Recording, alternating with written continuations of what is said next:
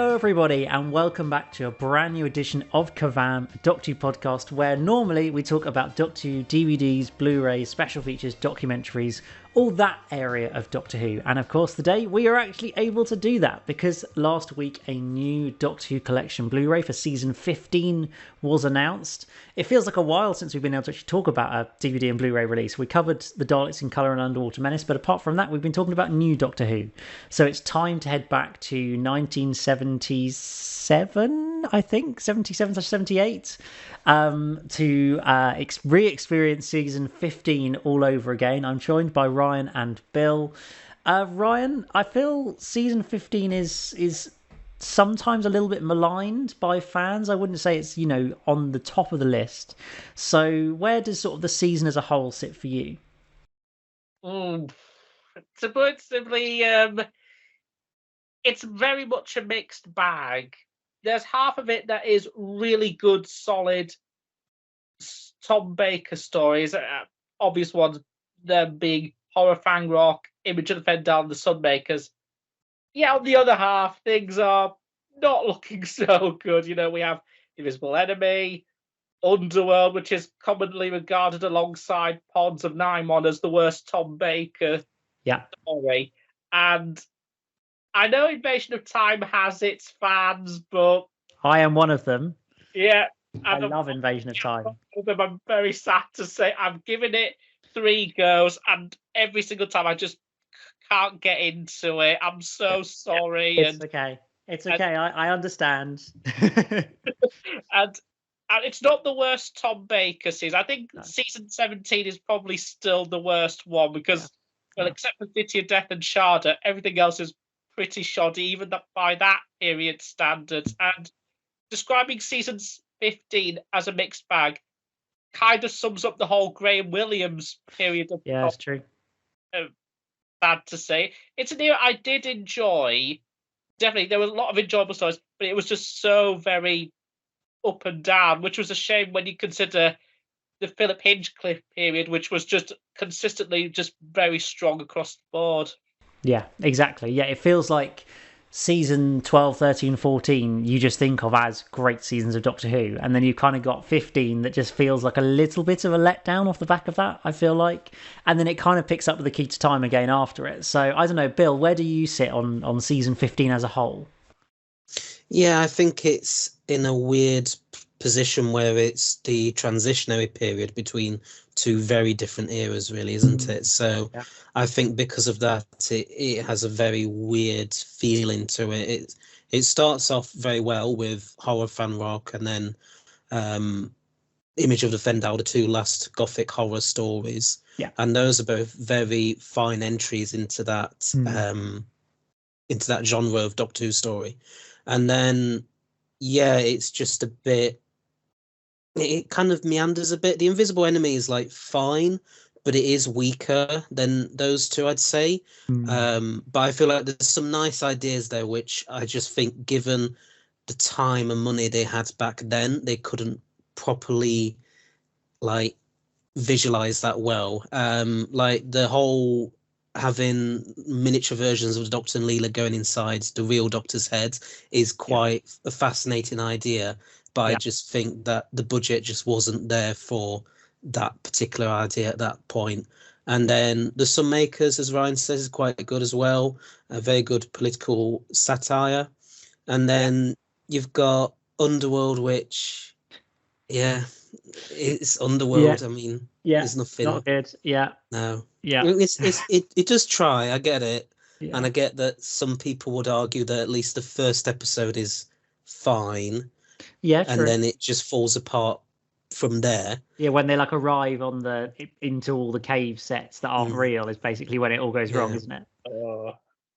Yeah, it's a real shame that they just didn't have the budget to actually film in some caves or have an actual set as caves, because that would have helped a lot. A lot, yes. Yeah, and then the Invasion of Time, I don't think that's that bad, but I get that it's a bit. It depends on who you ask in terms of the opinion of it. It's just, as I say, it's just a very strange feeling of a season. It's kind of really still a bit hung up the first half on the Hinchcliffe era. and then the second half is much more about finding a new way forward and stuff. And there's some interesting ideas, but yeah, not always done as well as they could have been done, I think.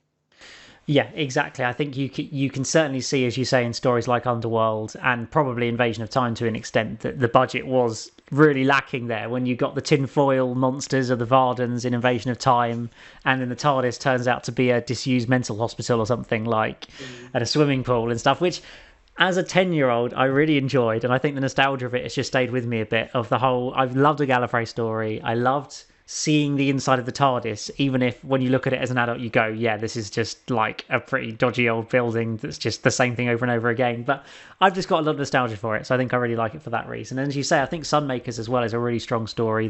I watched it just a few weeks ago, actually, and the whole satire on taxes and stuff, I think, is a really interesting, just a fun concept. It's such a sort of Robert Holmesy kind of story, I think, that's, you know, a real highlight within this season. But yeah, as you say, Bill, it's definitely a transitional period as we're going away from that sort of really kind of dark period that Philip Hinchcliffe brought, the sort of, as you say, the gothic horror and dark stuff, to the kind of other extreme of, you know, comedy and farce that became with Douglas Adams. And kind of you've got Graham Williams kind of bridging this gap between the two over sort of season 15 and 16, and I suppose some of 17 as well.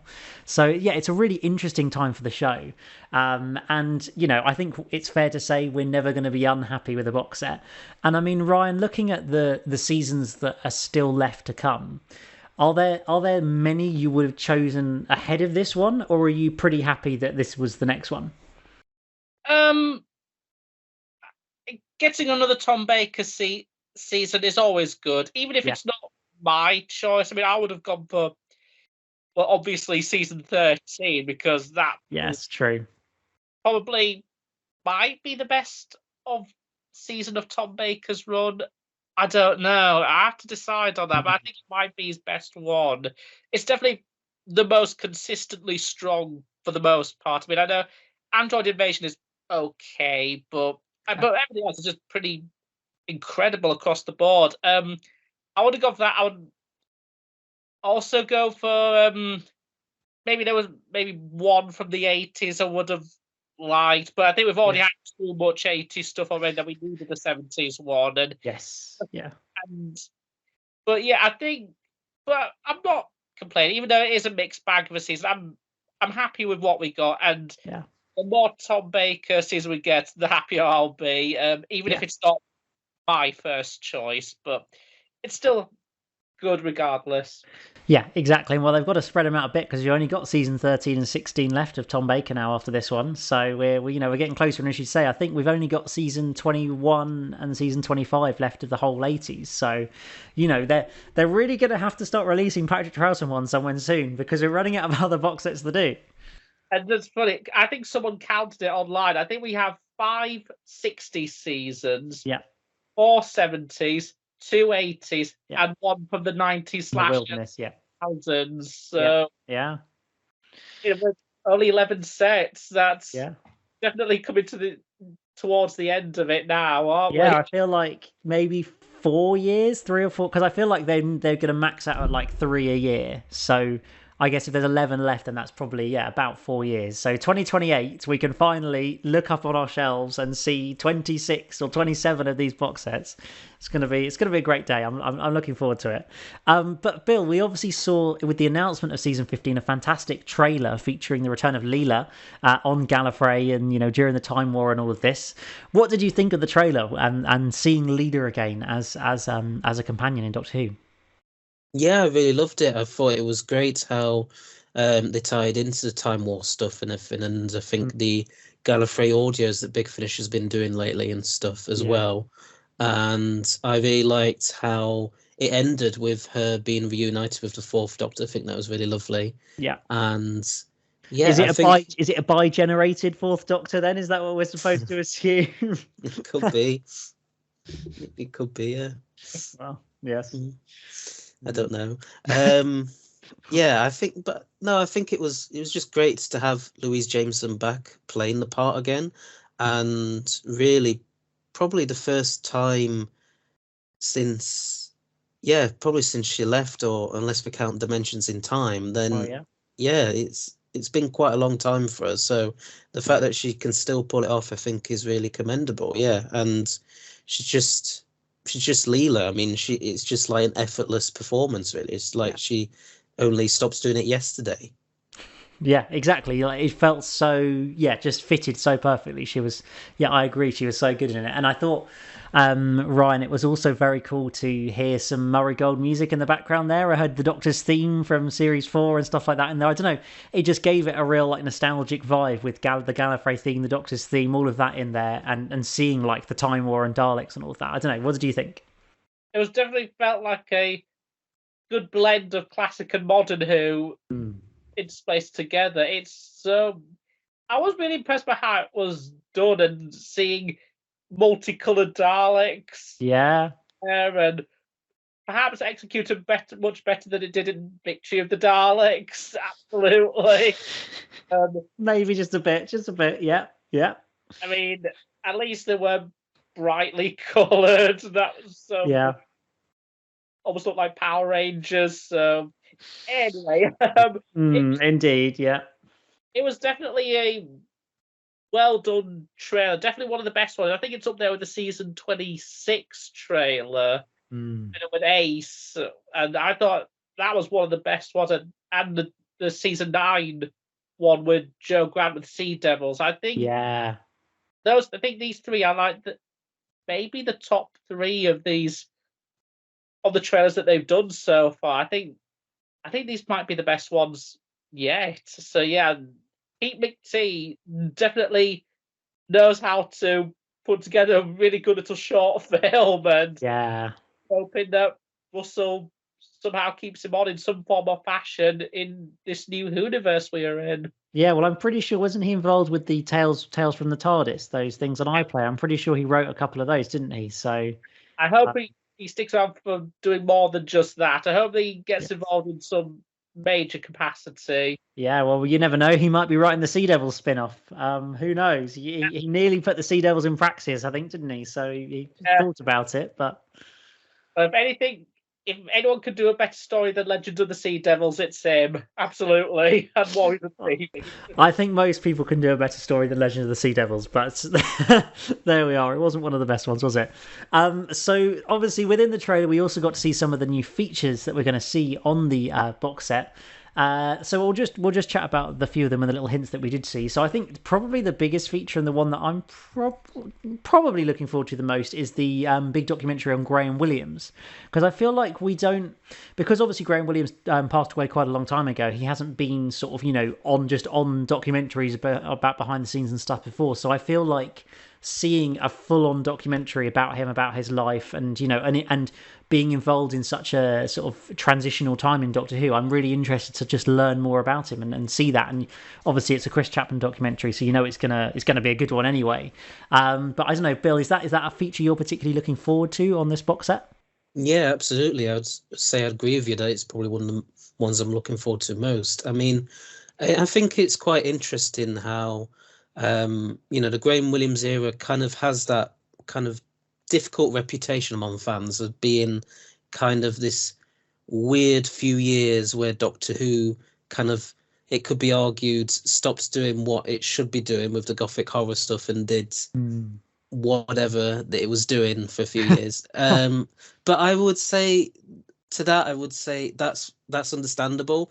But when I rewatched all of that last year's part of my marathon through all of Doctor Who, I actually gained a new appreciation for that era, because as much as I wouldn't say it's better than the Hinchcliffe stuff, like by no means is it anywhere near that good, but it does, I think it represents Tom Baker as an actor a lot better, because I feel like, especially when Douglas Adams comes into it, his humor and Tom Baker's humor is basically the same, really. So they get on, they just gel very well together. And so I think, bar a few stories like Underworld where you can tell that Tom is he just does not care about the script at all. Doesn't want to be there. I think when he does turn in a good performance in the Graham Williams era, you immediately just buy the story more because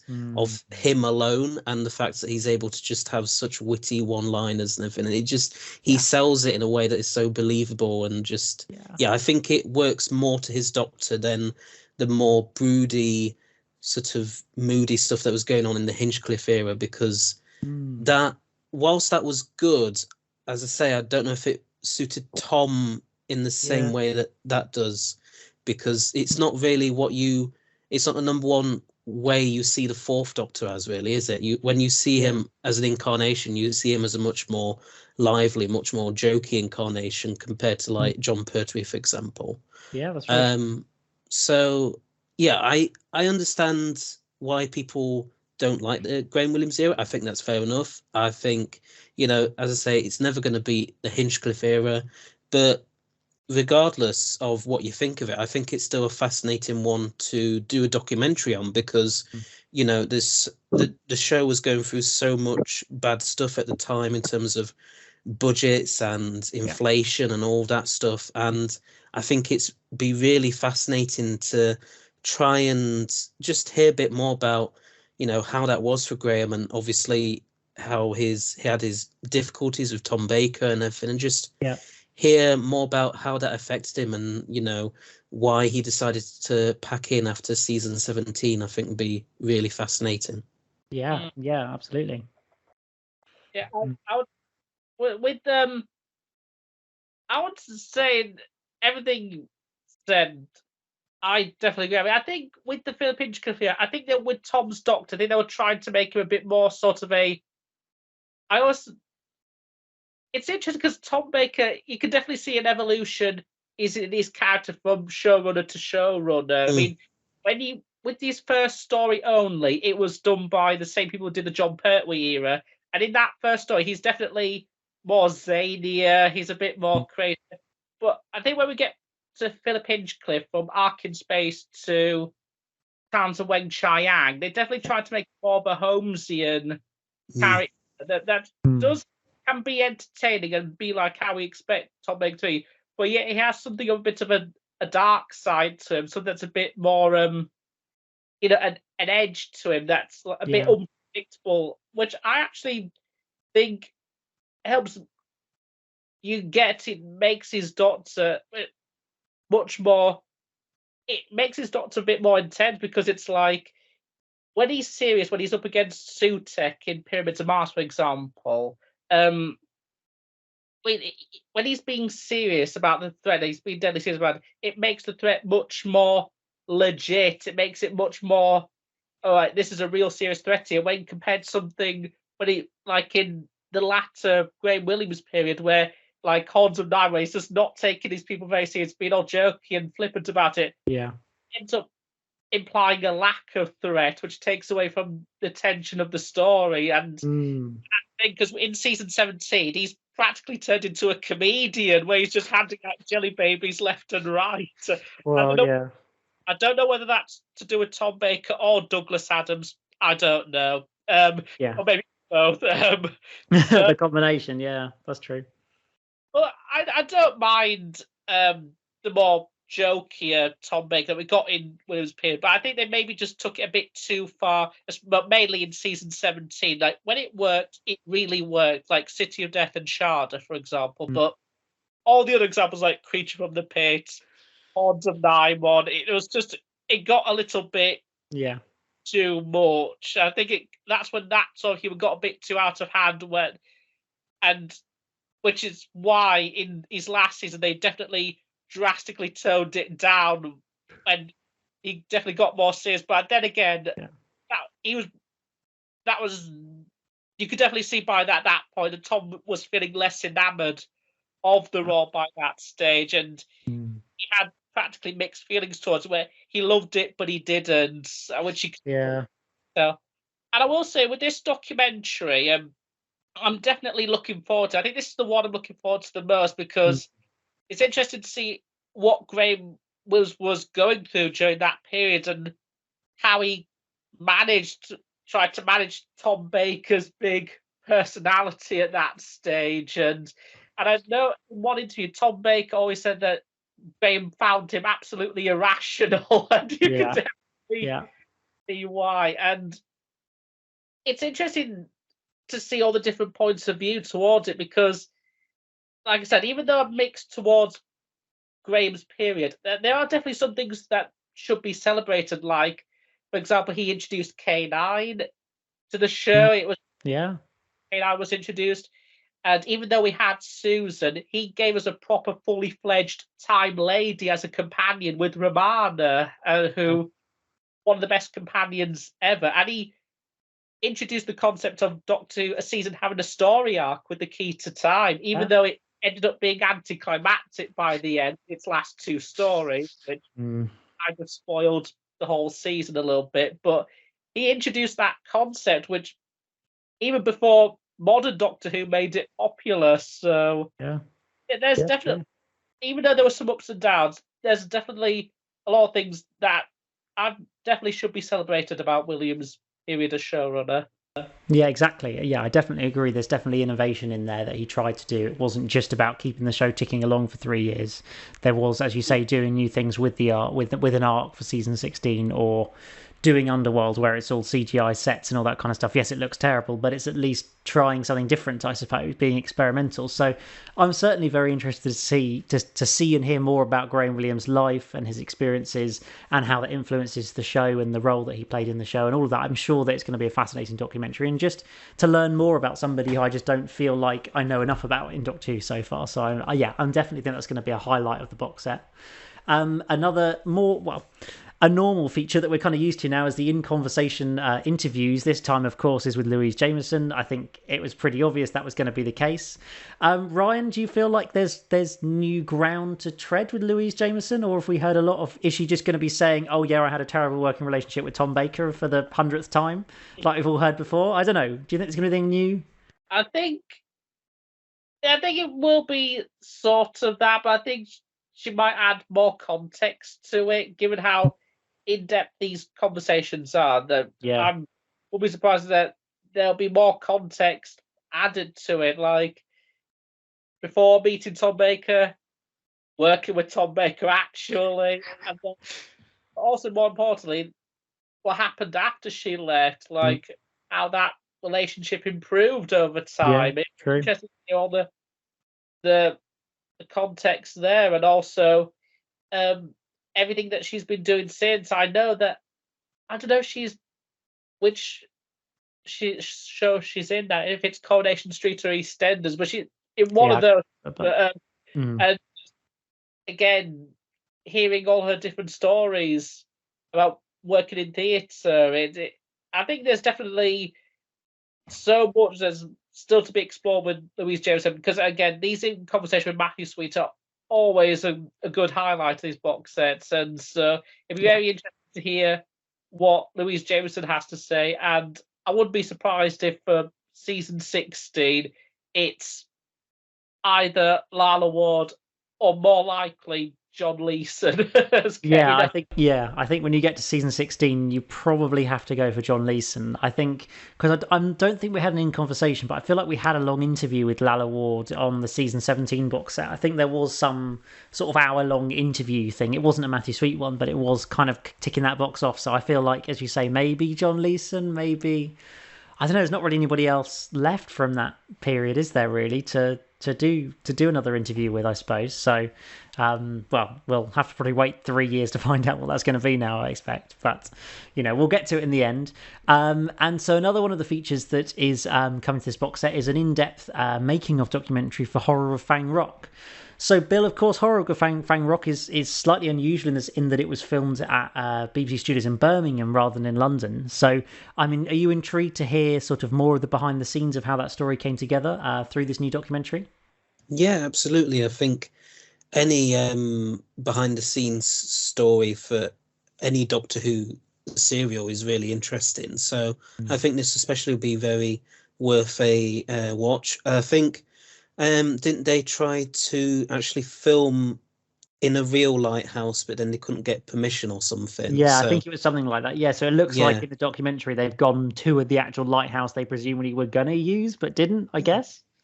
Yeah, so that would be very interesting to see, Mm, what happened with that, and because I know that's going to be part of the documentary. So, yeah, exactly. yeah, it'll just be very interesting to just get I suppose, a different perspective on this very good story. I think that's what um, these behind the scenes documentaries can often do, is kind of give you not like change your views on it, but just kind of give Yeah. you a new perspective of, this was the climates that it was made in, and these Mm, are the reasons why it turned out like how it did. I would argue, maybe I think they were if they hadn't have done a documentary on Underworld for the DVD, which I think they did, then I yeah. think that might have been a more interesting one uh, um for them to do, just because it's not very well regarded stories. So Yeah. I feel like it is kind of sadly true that the The most interesting behind the scenes yeah, stuff comes from the the bad worst one. Yeah. stories. Yeah. Yeah. But I still feel like this horror fan rock one will prove to be very interesting. Yeah, exactly, and it's a highly rated story, but I think it had a lot of production challenges, and as I say, being filmed in Birmingham, not being able to use a lighthouse, and just various different things like that going on, I think will probably create quite an interesting behind the scenes story. I don't know, Ryan, is it a story that you're interested to learn more about? Is it one of your favourite stories, or where does Horror Fang Rock sit? It is definitely one of the strongest Tom Baker stories. I think it definitely sits firmly within the top half, definitely, of Tom Baker's run. And it's definitely, I do like the sort of mystery behind it. I like the roots, and I think it's an effective monster, and having it revealed to be a root and is Yeah, yeah. definitely was good a reveal. And I think Terrence Dicks tells a very fun story um, about I think because Terrence Dicks wrote this, and Mm.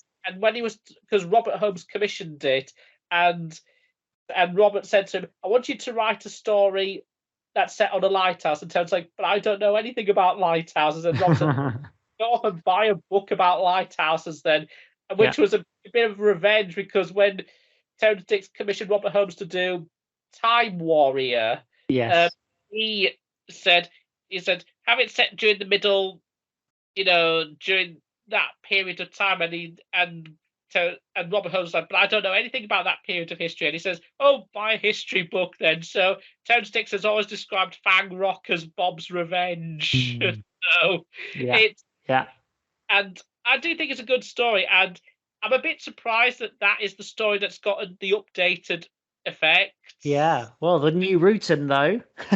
Yeah, it definitely does look good, but I'm a bit surprised it went to Fang Rock and not Underworld because of all the stories. I would have thought Underworld would have been the one that would get the updated effects, considering how the effects of that story are. Maybe it would have cost them too much money because there was too many scenes that needed fixing.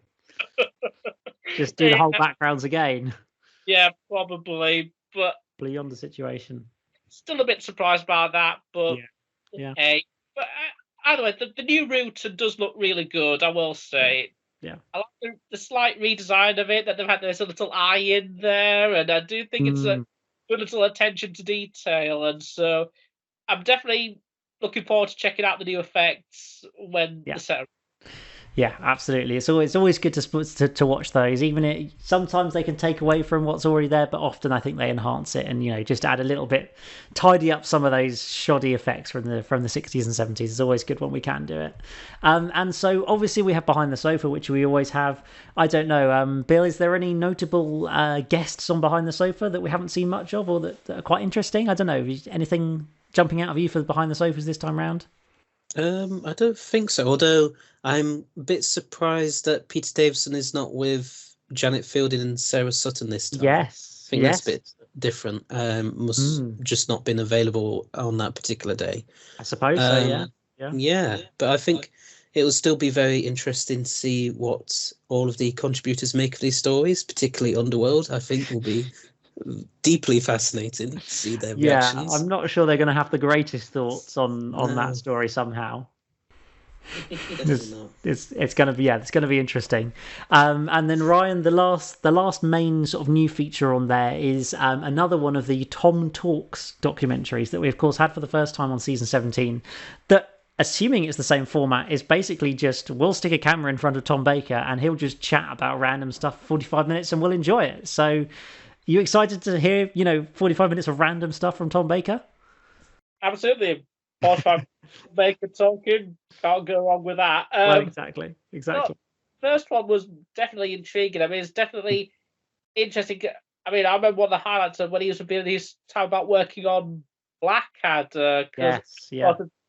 Because Blackad has only just recently come out on Blu-ray and remastered on Blu-ray, and Tom Baker always tells his story about how he didn't have the best time working on that show because of Rowan Atkinson and how the producers loved what he was doing, but Rowan didn't and thought and wanted Tom Baker to tone it down and make it more boring, which Tom took it pretty personally, and so it was definitely intriguing, that first documentary. I'm curious to know what new tidbits he'll be adding with it on. Definitely going to be interesting. So yeah, and that's definitely, I think, if the Graham Williams was my the number one documentary looking forward to, this will probably be my number two. Yeah, that's exactly where I'm at. I think the Graham Williams one is probably going to be the best overall sort of documentary on this set. But also, just hearing from Tom Baker for 45 minutes is always fun, don't you think, Bill? Are you excited for 45 minutes of Tom Baker?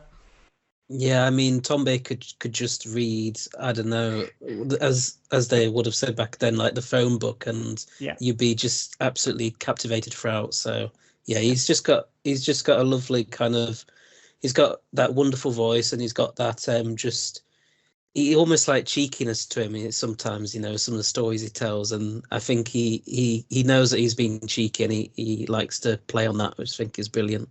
Yeah, exactly. You always get good value out of an interview with him, so I'm certainly looking forward to seeing that. So I don't think we really know when this is going to be released yet. I've seen rumours of March, but I don't think they certainly haven't given any solid dates. So we can hope it's only a couple of months away, but we'll have to wait and see. But Ryan, when the box set does eventually come round, what's the first story you're going to go to give a rewatch? It's either going to be one of the three good ones, probably. Horror Fang Rock, because of that has the new effects. Yeah, true. Maybe that one. I don't know. It'll definitely be. I'll straight to be watching Image of the Fen Down and Sunmaker straight afterwards. Yeah. The other three, I'm less inclined to rush out and watch, to be brutally honest. But I'm definitely excited, to see those three stories on Blu-ray, absolutely. Yeah. And I'm hoping it's mid-March, because that's roughly around when my birthday is. So that'd be nice, yeah.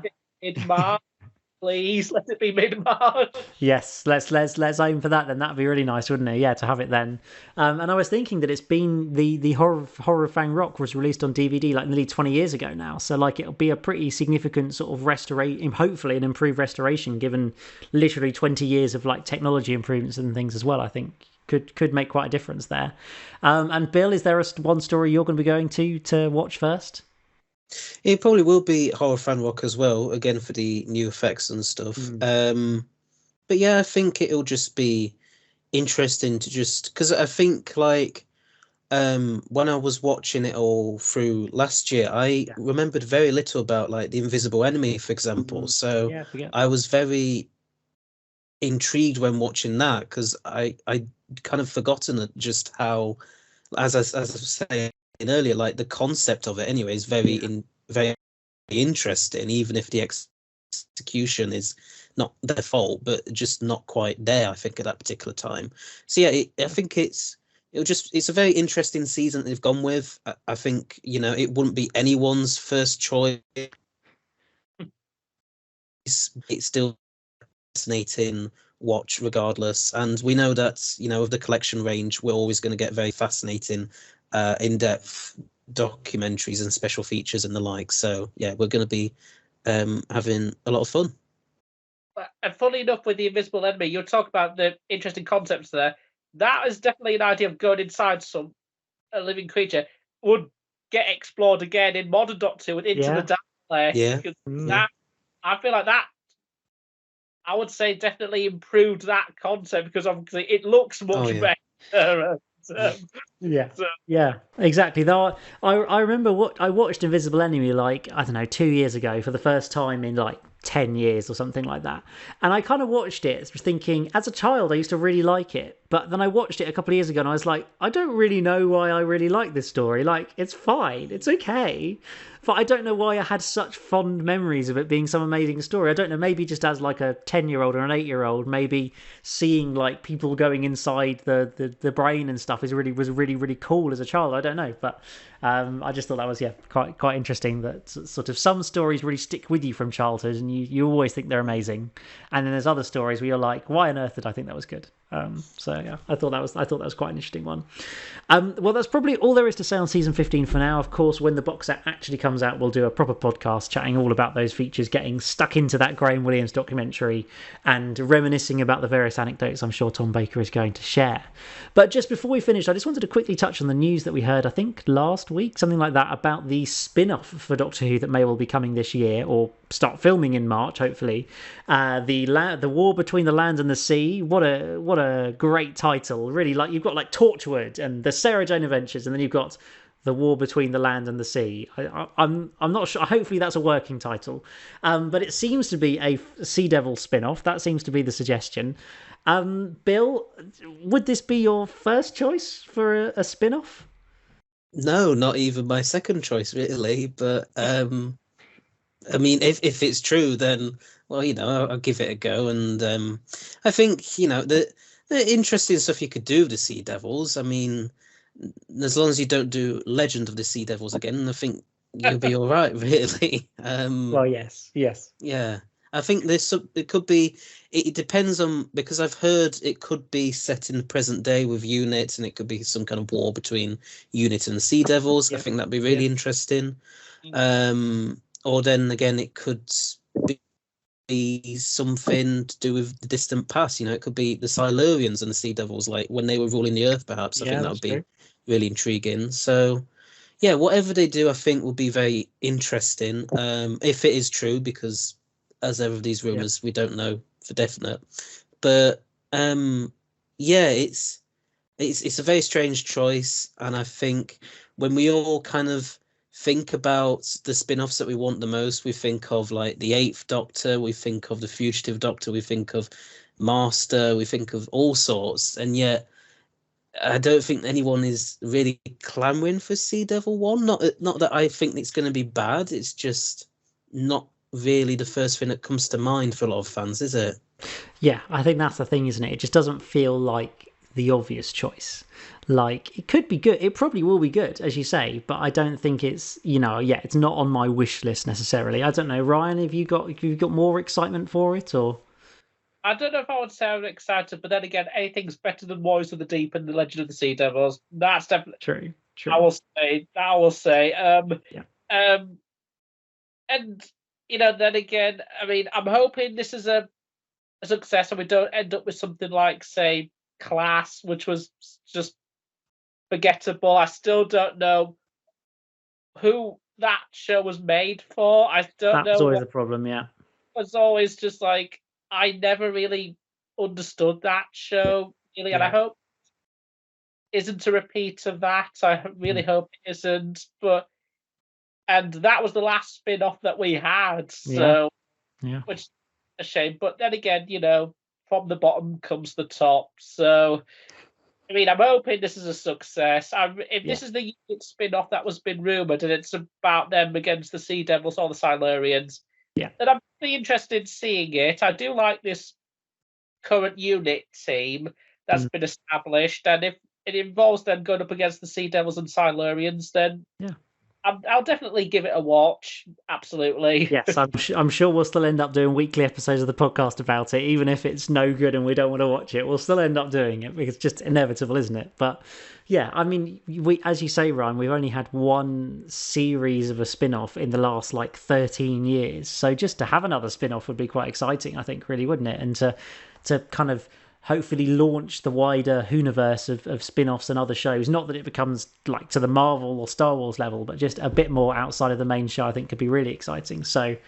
yeah, it's certainly something to look forward to. And as you say, I'm sure it will be better than Legend of the Sea Devils. As pretty much, yeah, it's a pretty low bar, but hopefully it can beat that, I would like to think. Yes. But guys, that is just about all we've got time for on this edition of the podcast. And thank you so much for joining us. Remember to check us out on Spotify and on Apple Podcasts if you don't already, or on YouTube on my channel, EMS Productions. We'll be back in a couple of weeks. I don't know quite what we'll be talking about yet, but there is, of course, always lots to talk about in the world of Doctor Who. So from me, from Ryan, and from Bill, it is goodbye for now.